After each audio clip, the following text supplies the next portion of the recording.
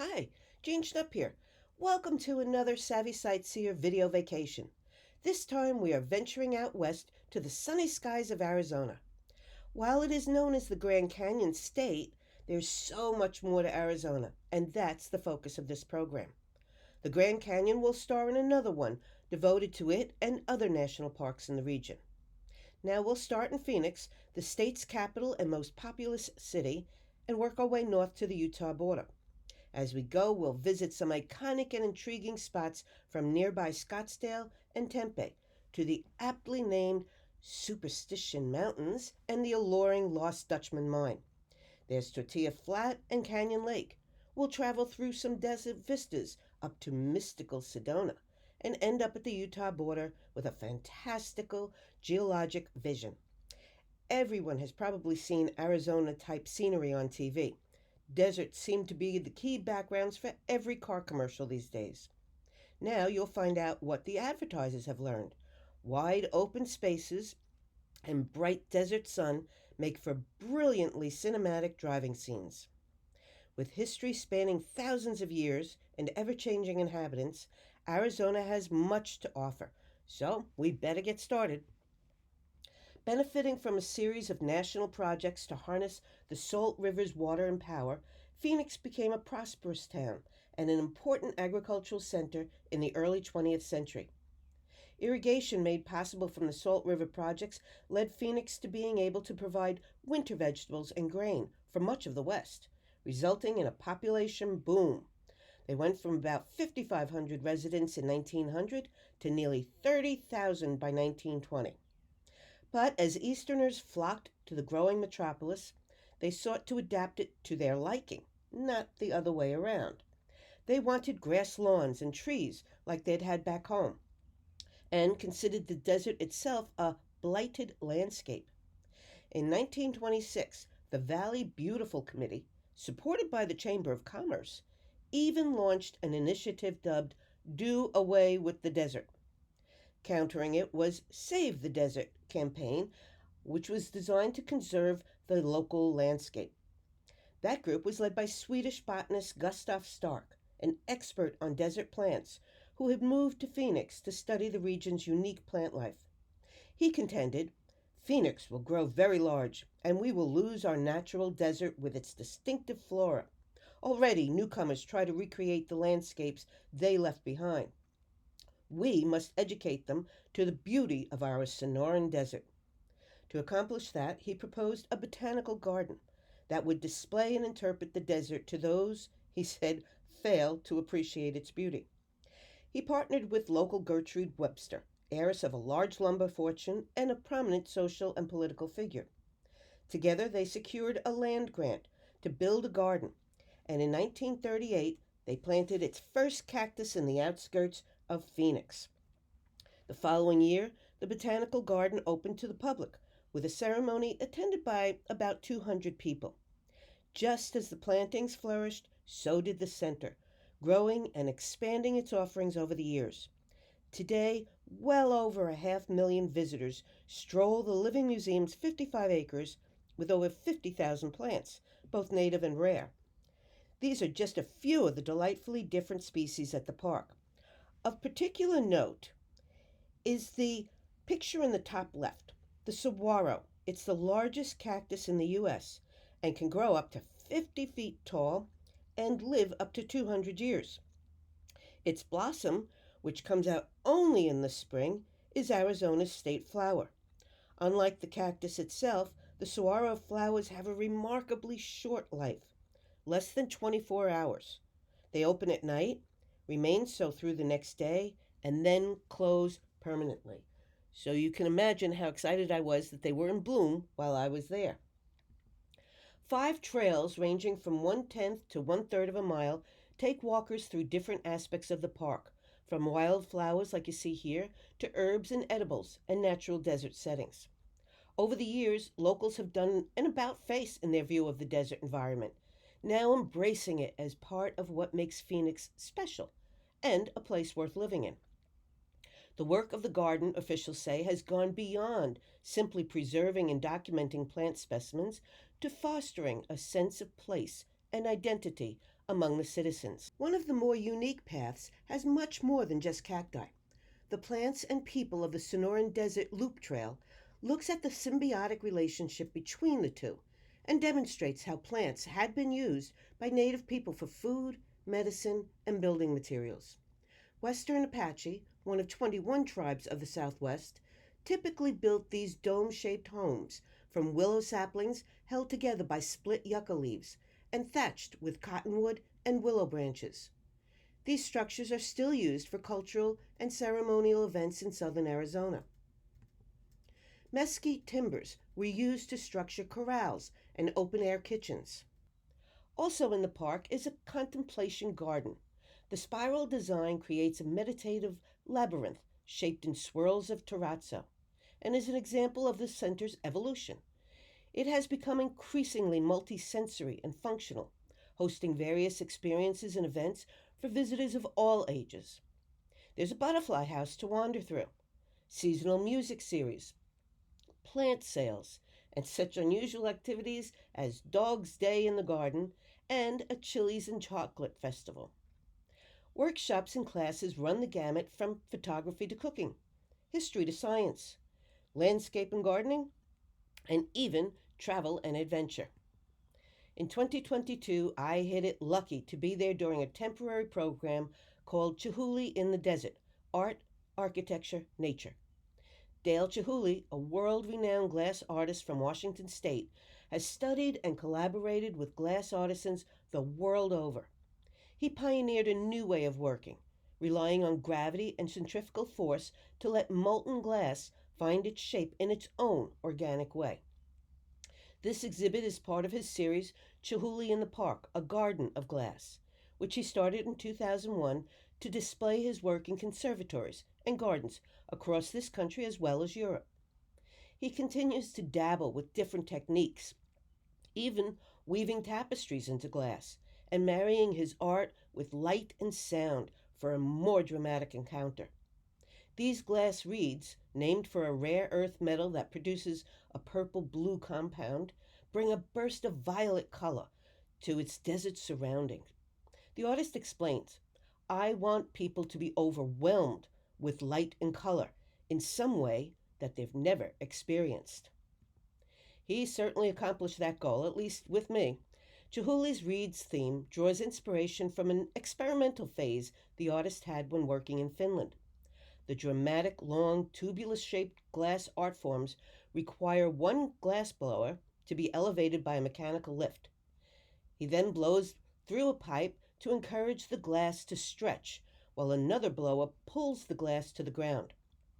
The darting lines of red reeds offer a powerful contrast to the springtime green surrounding it. The colorful Sonora neon, on the other hand, is best seen at night, when they illuminate so-called tumbleweeds during Chihuly after dark. Desert fiori, or flowers, epitomize Chihuly's love of organic, free-flowing forms that emulate the natural world. Sol de Citron is Chihuly's vision of a large, fragrant citrus fruit that mimics the sun with its explosion of coiled pieces of glass. It reportedly took 5 days, 4 installers, and over 1,200 pieces of glass to set it up. Fiori Boat greeted visitors at the entry to the garden, filled with 179 whimsical, nature-inspired forms, all types of flora and fauna. It combines 2 of the artist's popular themes, fiori, which is Italian for flower, and boats, and is said to showcase his penchant for organic, free-flowing forms that evoke the natural world.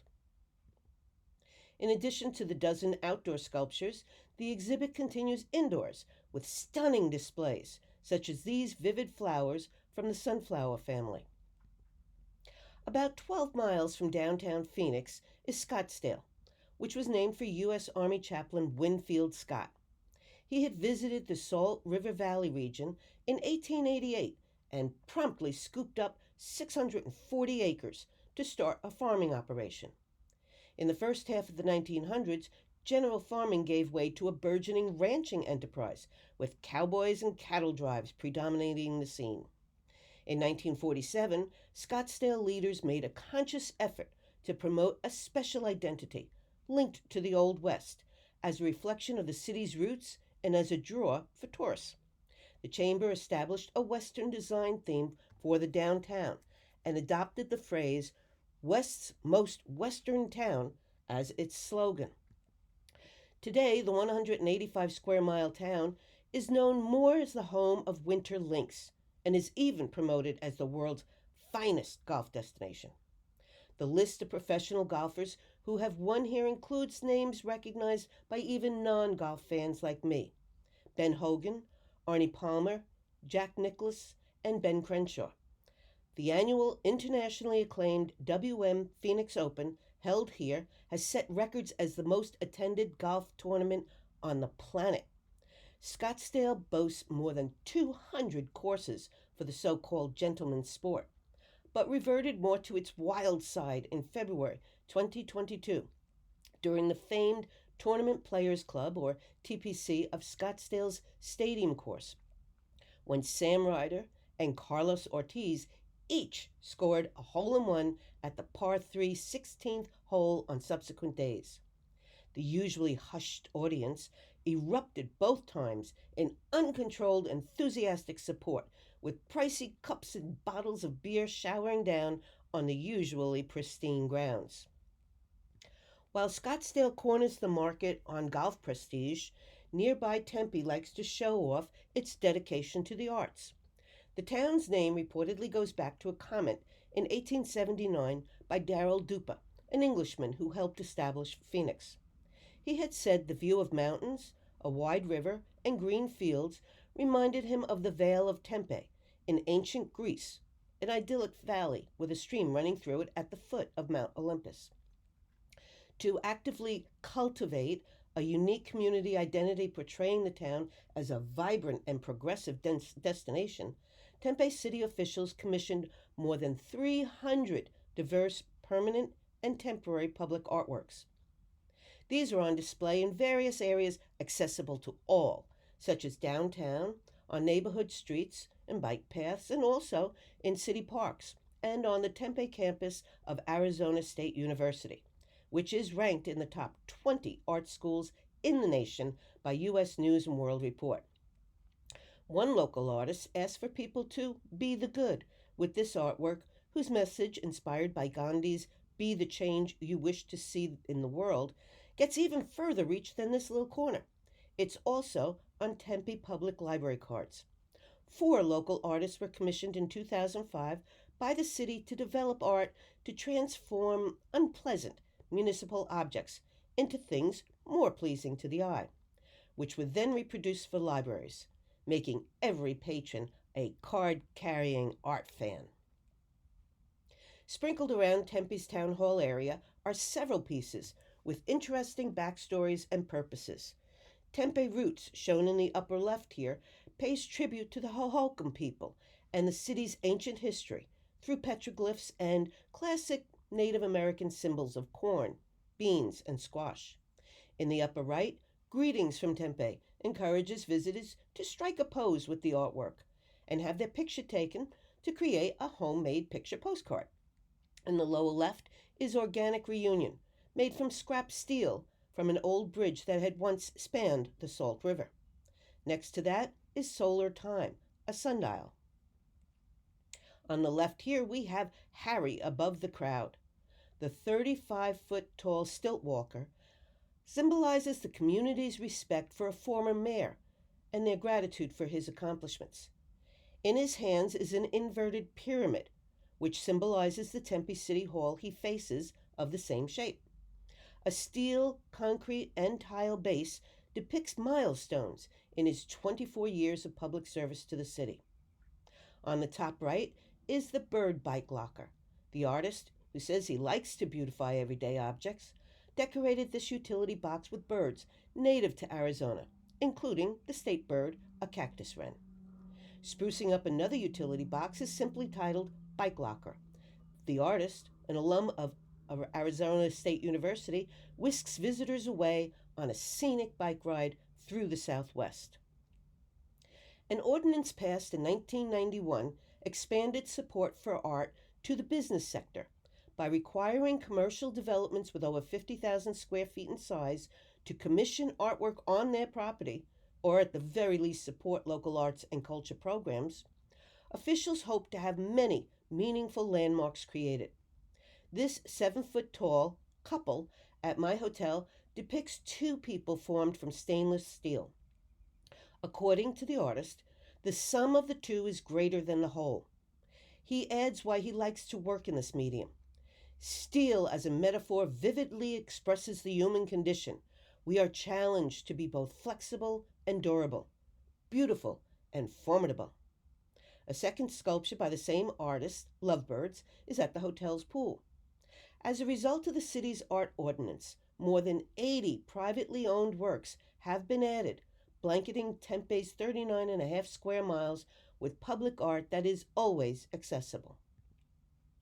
Venturing beyond the main cities, Arizona's dramatic desert vistas beckon. In order to be considered a desert, an area has to get less than 10 inches of precipitation and have an evaporation rate of more than 10 inches per year. There are 4 recognized deserts in North America: the Great Basin, the Mojave, Chihuahuan, and Sonoran. The largest chunk of the Sonoran is in Mexico, with a piece in California and the remainder in southern Arizona. It is considered the most complex desert in North America, given the diversity of its geological structures, as well as the number and variety of plants and animals. What the Sonoran also has that makes it special is the ruins of one of the largest prehistoric structures ever built in North America, the Casa Grande. What purpose the 4-story great house served remains a mystery, because ancestral Sonoran desert people who built it left no written language behind. What experts do know is that the area around it was inhabited for more than 1,000 years, from 300 to 1450 AD, or CE as it's called today, and that the Great House was built around 1350. They contend about 2,000 Hohokam people lived in the village, tending crops irrigated with nearby Gila River water diverted through an extensive network of channels and canals. The region came to the attention of modern society when a Catholic priest came upon the ruins in 1694. Subsequent articles written about the mysterious structure later increased public interest, and tourists, as well as archaeologists, braved the train and stagecoach trip to see the ruins up close. To protect the grounds from eager visitors, President Benjamin Harrison placed 1 square mile surrounding the ruins under the government's protection as the first prehistoric and cultural reserve established in the United States in 1892. Later, it was also added to the list of national monuments. One of the most striking features of the Sonoran Desert is the Superstition Mountains. Designated a national wilderness area, the highest form of protection of any federal wildland, the range accounts for over 160,000 acres of the Tonto National Forest's 3 million acres. Several different tribes claimed their home in the range over centuries, but the mountains became an Apache stronghold in the 1800s, and so is most associated with that tribe. The Superstitions, so named by early settlers because of the many myths and stories told by local Indians, are the largest of the mountain ranges surrounding Phoenix. Visible from miles away, they rise steeply above the flat desert to a high point of more than 5,000 feet, and they're characterized by sheer-sided, jagged volcanic peaks. Running through the Superstitions is the Apache Trail, which started out as a Native American migratory path between winter homes in the desert lowlands and their summer homes in the mountains. It became a bona fide road at the turn of the 20th century, when the Roosevelt Dam was built across the Salt River, and supply crews needed a haul road to transport the materials. The resulting 40-plus mile stretch from Apache Junction to Roosevelt Dam was one of the country's first reclamation projects. Once the dam was built, the road was billed as a tourist attraction with stunning views. The Apache Trail, also known today as Route 88, was officially dedicated as Arizona's first historic highway in February 1987. President Theodore Roosevelt may have offered the best description of the region when he said, "The Apache Trail combines the grandeur of the Alps, the glory of the Rockies, the magnificence of the Grand Canyon, and then adds an indefinable something that none of the others have. To me," he said, "it is most awe inspiring and most sublimely beautiful." There is a network of some 170 miles of trails snaking around the Superstition Wilderness area. One of the best known is dubbed the Dutchman's Trail, an 18.2-mile long loop. Its namesake is the stuff of legend and mystery. During the 1840s, a family from northern Mexico, the Peraltas, supposedly discovered rich gold mines in the Superstitions. Their last expedition to carry gold back to Mexico in 1848 went terribly wrong when the large party was ambushed by Apaches. The secret of the gold's location was believed to have died with them. But, as legend holds, one Peralta descendant did hold the secret, which he shared with prospector Jacob Waltz, known as the Dutchman, although he was actually a native of Germany. In the 1870s, Waltz and his partner, Jacob Weiser, allegedly found and worked the mine, extracting oodles of gold. At some point, Weiser went missing, and local folklore suggests he was a victim of an Apache assault. But others at the time looked to Waltz and speculated he had done in his partner. Jacob eventually moved to Phoenix, where he died 20 years later, reportedly with 24 pounds of ultra-rich gold ore tucked away under his bed. Before he passed, it is said he gave the mine's location to Julia Thomas, a neighbor who had taken care of him. His directions were cryptic, though, with phrases such as, "My mine is located in a north-trending canyon," and "There is a rock face on the trail to my mine." Not surprisingly, neither she nor dozens of other gold seekers over the years were ever able to find the lost Dutchman's mine. Some met with foul play, or even death, contributing to the superstition and legend that surround these mountains. Disappointed and broke from fruitless prospecting, Julia came up with a scheme to recoup some of her losses. She reportedly made up maps that she sold to gullible gold seekers. In a paid interview with reporter and lost mine hunter B.C. Bicknell, she fueled the Dutchman legend, which the author then further inflamed, taking great liberties, exaggerating and embellishing the tantalizing tale. For a kitschy look at frontier life and the gold mining era, stop by Goldfield, a reconstructed 1890s gold mining town reflecting an era when it boasted 3 saloons. By the way, a little trivia here. We have Down on Their Luck cowhands to thank for the expression "a shot of whiskey." In the Old West, a .45 caliber cartridge for a 6-gun cost 12 cents, the same as a glass of whiskey. Lacking coin, a parched man would offer the bartender a cartridge in exchange for a drink, or shot of whiskey. In Goldfield, there was also a boarding house, general store, blacksmith shop, brewery, meat market, and schoolhouse. Just when it looked like the town would really expand, the mine's vein faltered and the grade of ore dropped, and the original town died a slow, painful death. Then tourists found it, and Goldfield got a new lease on life. Of particular note there are the exhibit on the Lost Dutchman gold mine and a movie museum dedicated to famous westerns filmed in and around the Superstition Mountains.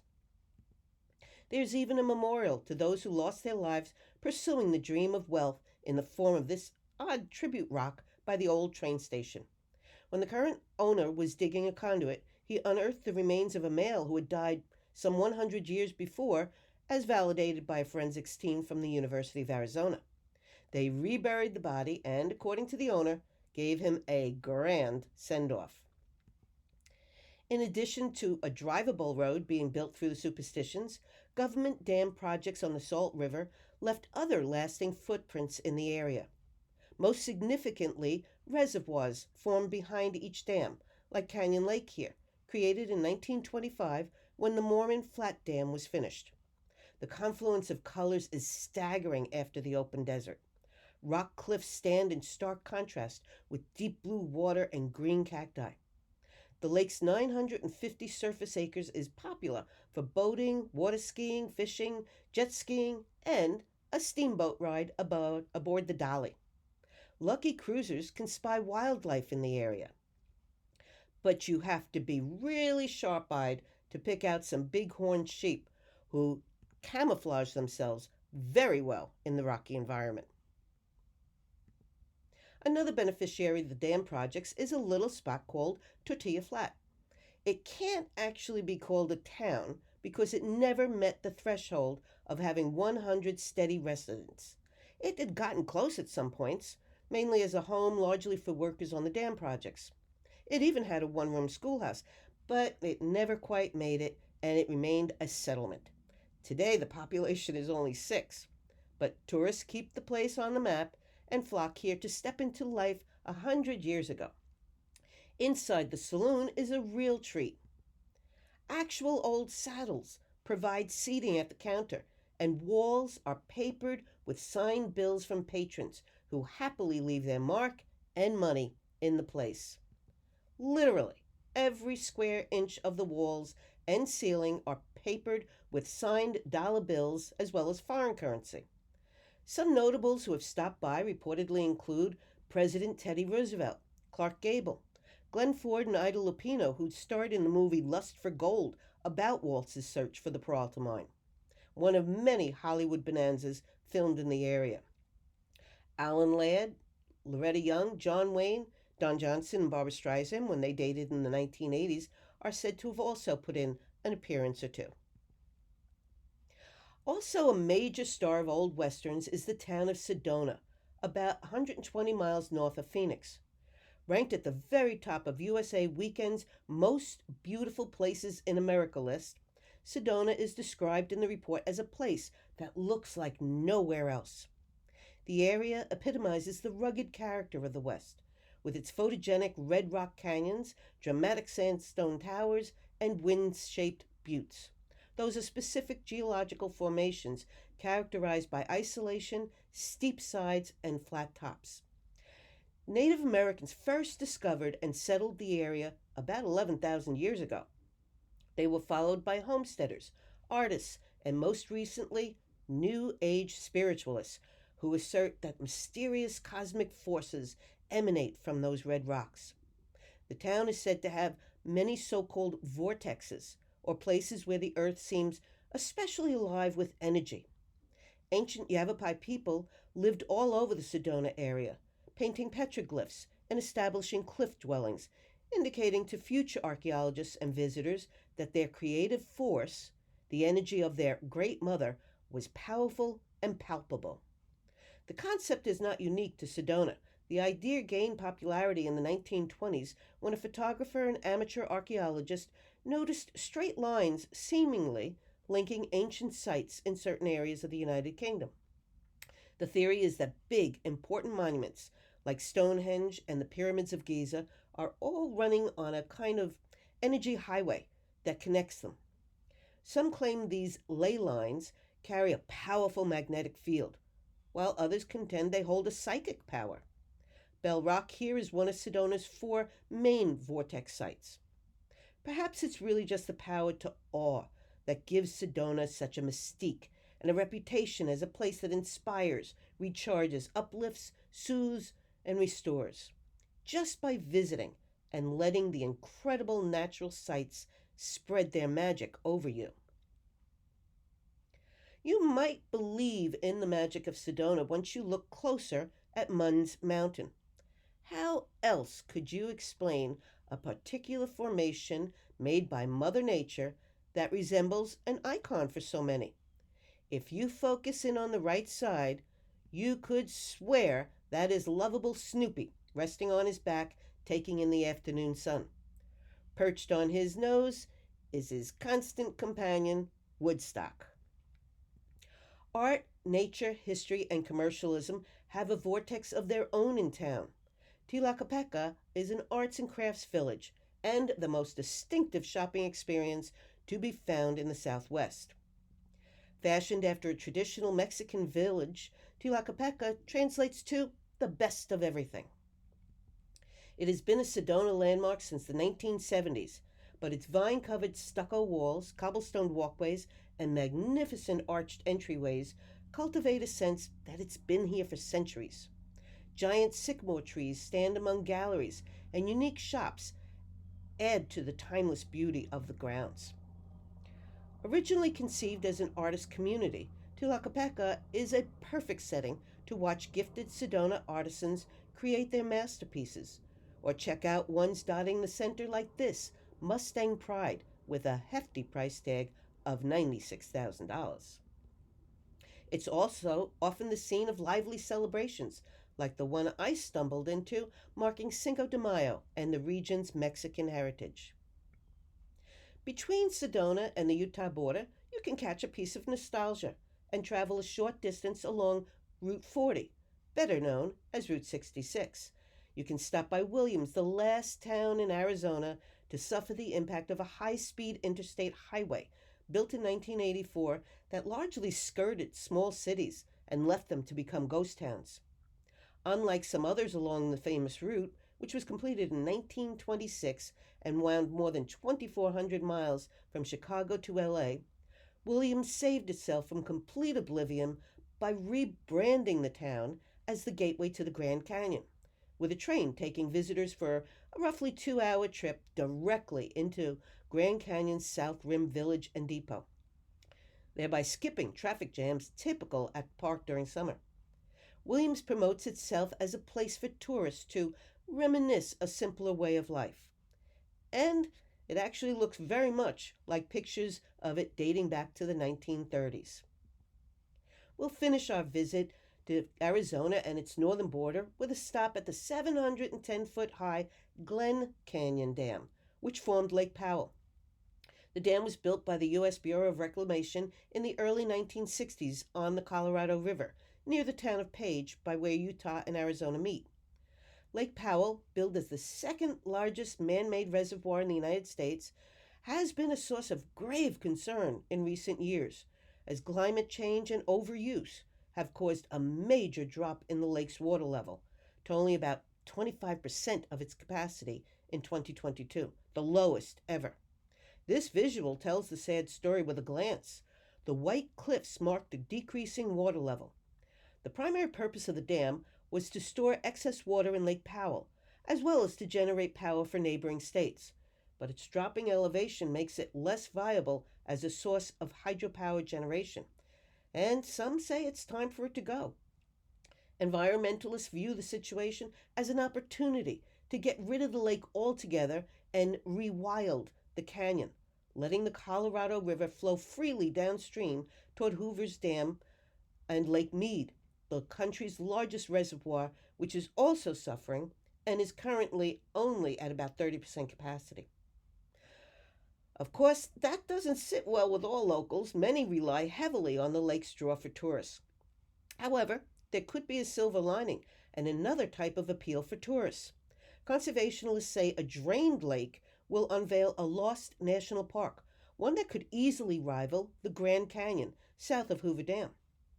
Before waters filled in Glen Canyon, it was a maze of sandstone cliffs and spires with over 2,000 archaeological sites.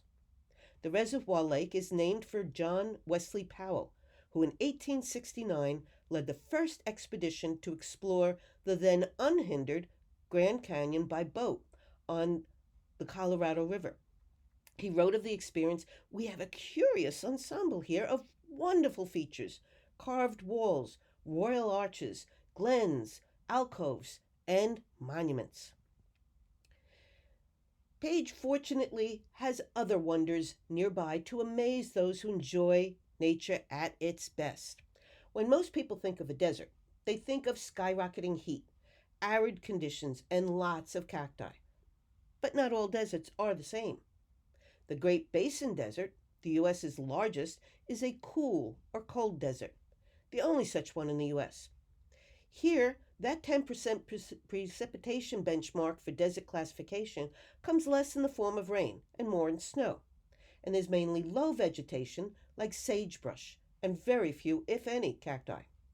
It includes large barren areas and some spectacular geological formations, or buttes.